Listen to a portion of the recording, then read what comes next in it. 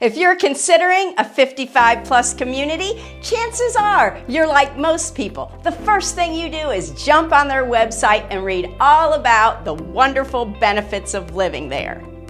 With resort-style amenities, luxurious swimming pools, gym memberships, golf courses, tennis and pickleball courts, and a never-ending list of classes, clubs, and special interest groups you can join. And you're thinking to yourself, this is retirement living at its very best. Well, maybe not. You see, there's also another side. Today, I'm going to talk about the 5 cons you're going to want to consider when looking at 55 plus communities. Trust me, these are not going to be covered in any of the marketing materials. Hi, I'm Sue LeFavi with Ballinger Realty, and if you have any questions along the way, just call, text, or email me. Number 1, I'm actually starting with something you may not have ever thought of before, which may be a little difficult for some people, and that is witnessing the decline of others. People move to these communities more often than not with the intentions of spending the rest of their lives here. Unfortunately, this means everyone's health will diminish as they age. This can be hard to watch when neighbors and friends decline.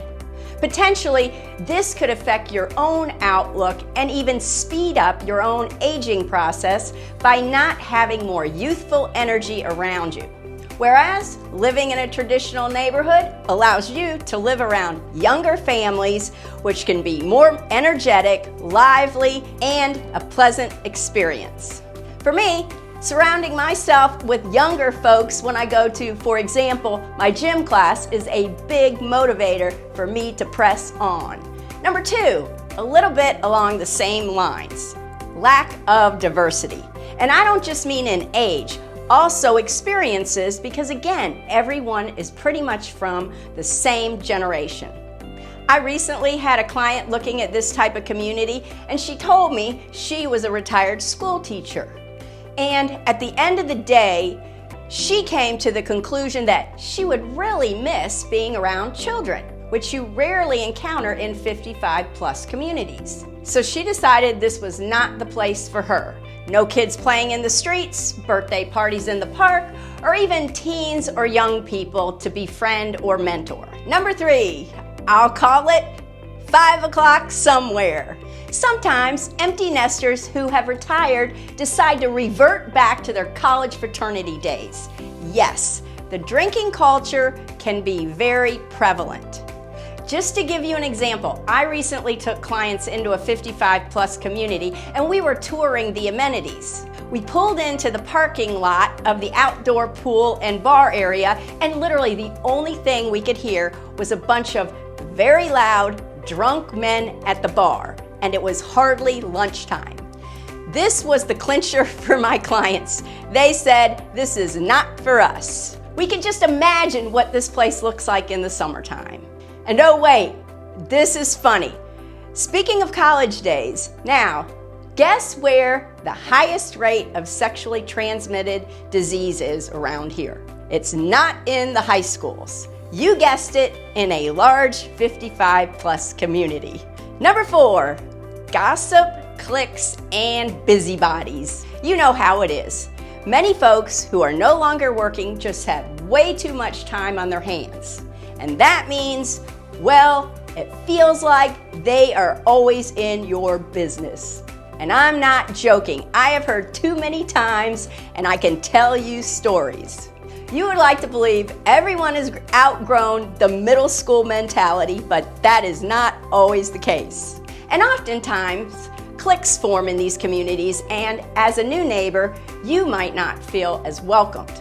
Additionally, sometimes the residents are unaccepting of people with different beliefs or opinions, and this is even more common today than ever before with the divide in politics. And number 5, strict rules and regulations, and they can be almost absurd. It's absolutely imperative that you read all the rules and regulations of that community before purchasing. These can include things like Pet policies. Some have restrictions on the number of pets and/or weight limits. Who can visit and for how long? Landscaping. Do you need approval to put in your favorite flowers, trees, or yard sculptures? What about fencing? That will definitely need to be approved by the Homeowners Association. And as silly as this sounds, do you have to have your garbage can in from the end of the road by a certain time once it's picked up? If not, you could be fined for that as well. And remember those busybodies I told you about earlier? Well, those are the ones that have nothing else to do, that ride around on their golf carts all day long looking for violations to report to the Homeowners Association. And believe me, those people do exist. In the end, yes, a 55 community can offer significant benefits and great amenities. But please, always investigate the situation thoroughly before buying. Carefully read all the rules and regulations and spend some time visiting the community and talking with more than just a few residents. A 55+ community can be a wonderful place to live for some people. It just might not be for you. And you should go into it with eyes wide open. Again, if you have any questions, please reach out to me anytime. Thanks.